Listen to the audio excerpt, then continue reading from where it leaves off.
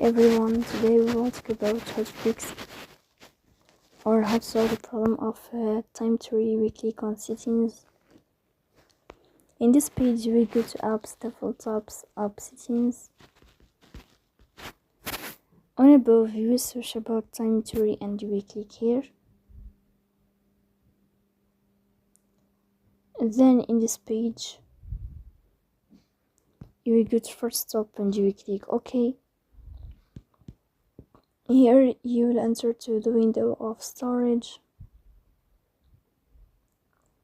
Then we click on clear cache, but pay attention, don't click clear data because that can delete your account. Here we go to Play Store. You will search about TimeTree. Here you can uninstall your app and you can install it again. So please don't forget to support us by like and subscribe.